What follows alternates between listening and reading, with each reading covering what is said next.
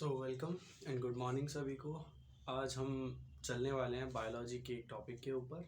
जैसे हमने रेस्पिरेशन देखा है, वैसे ही अब हम रेस्पिरेशन का एक छोटा सा पार्ट है ब्लड सर्कुलेशन। छोटा तो नहीं है, पूरा बॉडी उसी के ऊपर चलती है, लेकिन आज हम समझने वाले हैं ब्लड सर्कुलेशन के बारे में।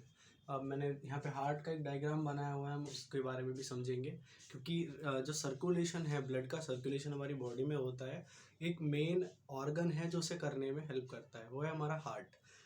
Heart is a kind of pump. जैसे कूलर देखा है ना हम सभी ने, उसके अंदर एक पंप होता है, डिवाइस जो सारे पानी को सर्कुलेट करता रहता है पूरे कूलर के अंदर। सिमिलरली जो हमारी बॉडी का पंप है, जो हमारे ब्लड को सारी बॉडी के अंदर सर्कुलेट करता रहता है, उसका नाम क्या है? हार्ट। इसके बारे में भी हम पढ़ेंगे। सबसे पहले हम देखने वाले हैं कि ब्लड सर्कुलेशन की हमें नीड क्यों है। जैसे कोई भी ह्यूमन बॉडी है, माना ये ह्यूमन है, अब इसको लिविंग रहने के लिए क्या क्या चीज़ें चाहिए होंगी? न्यूट्रिशन और न्यूट्रिशन, एनर्जी वगैरह, ये सब चीज़ें चाहिए होगा। तो इसको एनर्जी लेने के लिए क्या सिर्फ फूड खाना इज़ इनफ? क्या हमने खाना खाया वो बहुत है? नहीं। उस खाने का डाइजेशन होने के बाद जो एटीपी और ओटीपी फॉर्मेशन होगा, उसके लिए हर एक सेल तक ऑक्सीजन पहुंचाना ज़रूरी है ना। तो वो ऑक्सीजन कैसे जाएगी? क्या हमने सांस लिया वो एकदम से तो नहीं पहुंच जाएगी। ऑक्सीजन को जाने के लिए कोई ना कोई एड्जॉर्बेंट चाहिए, तो वो हमारा ब्लड है।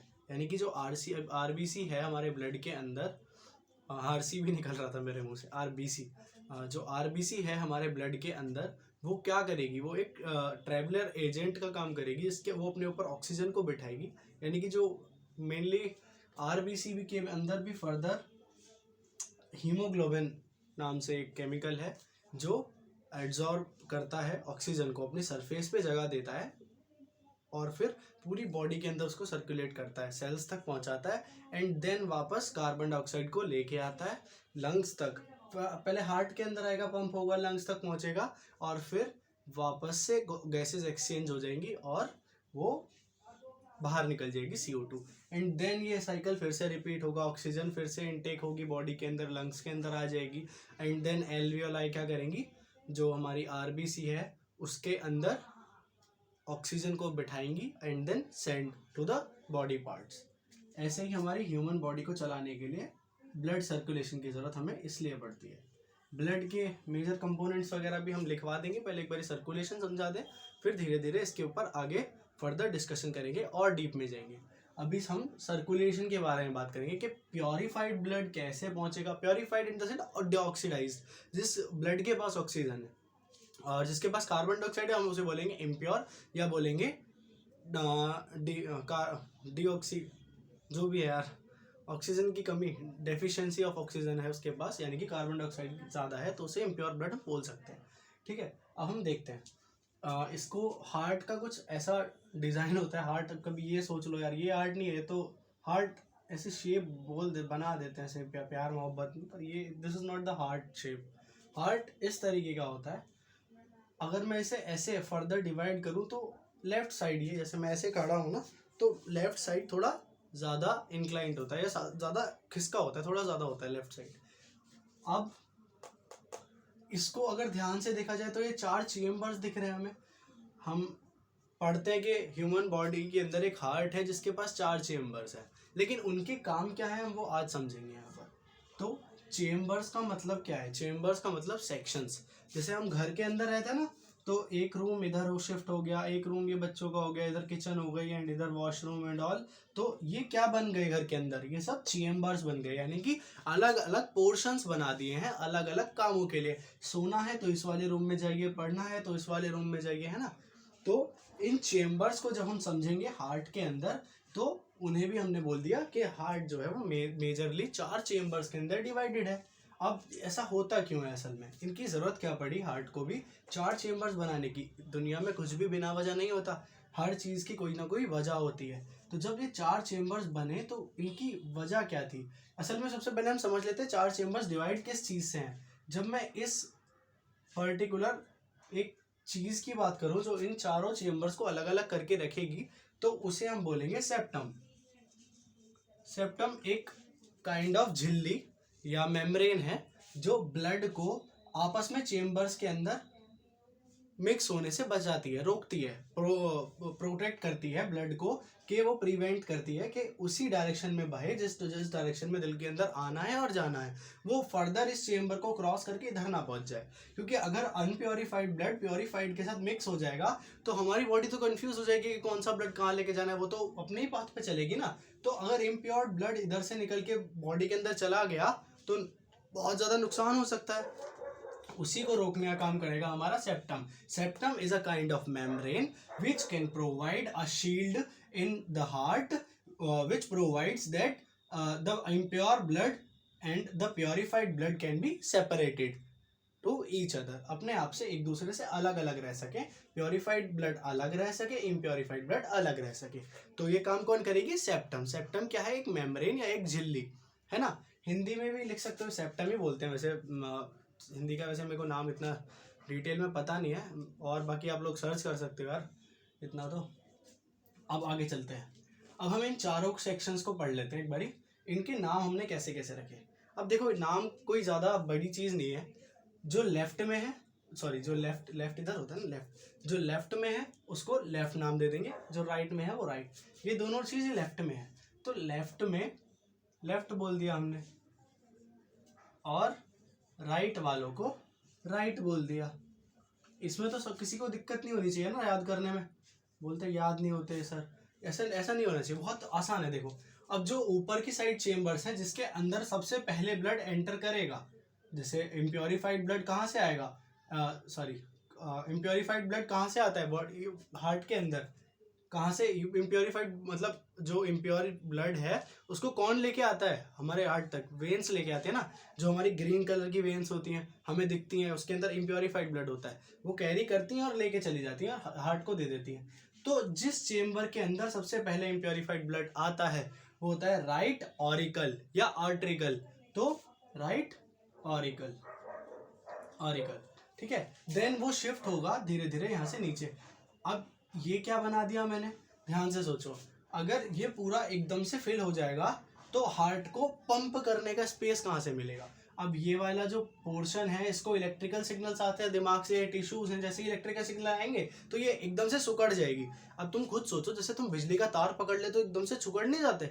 तो सिमिलर ये भी वही उसी फंक्शनिंग पे काम करता है। जैसे इलेक्ट्रिकल सिग्नल दिमाग से आते हैं और यहाँ पे लगते हैं तो ये थोड़ी सिकुड़ जाती है। जैसे ये सिकुड़ेगी तो ब्लड इधर से ऊपर भागेगा और इधर से ऊपर भागेगा। जो इनके पाथ ये बने हुए हैं ना बीच में, ये देखो इधर की तरफ भागता है ब्लड।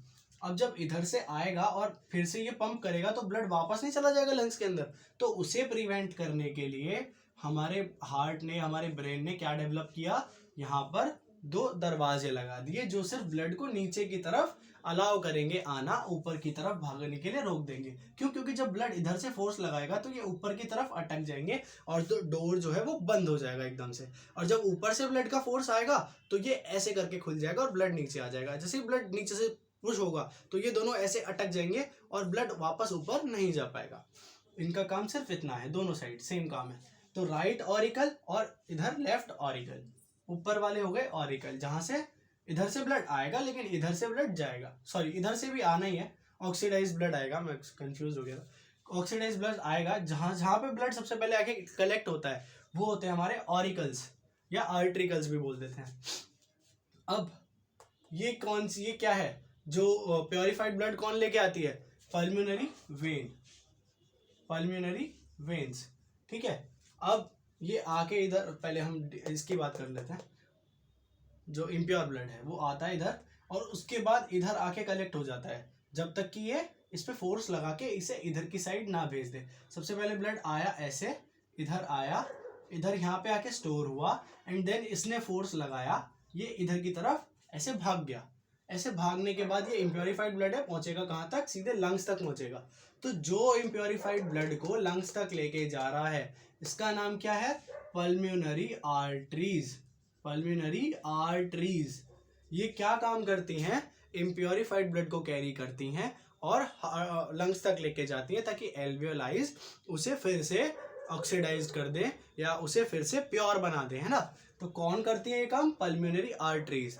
अगर सीधे सीधे क्वेश्चन बनता है कि इम्प्योर ब्लड किस वेसल के, सॉरी वेसल तो नहीं, बर्तन नहीं है, किस चाहे वो ऑप्शन दे देगा pulmonary arteries, pulmonary vein, arteries या वेन्स, तो या फिर कैपिलरीज, किसके थ्रू फ्लो होता है लंग्स तक, तो पल्मोनरी आर्टरीज के थ्रू यहाँ से एक स्टोर होगा, ऐसे फोर्स लगेगा तो ऐसे उठता उठता जाएगा और सीधे पहुंच जाएगा लंग्स तक। लंग्स फिर उसको उसके प्रोसेस करेगा और पहुंचा देगा सीधे कहाँ तक, पल्मोनरी वेन तक, और पल्मोनरी वेन के जरिए वापस से प्योरीफाइड चेम्बर जो है लेफ्ट ऑरिकल, इसके अंदर आके कलेक्ट होगा।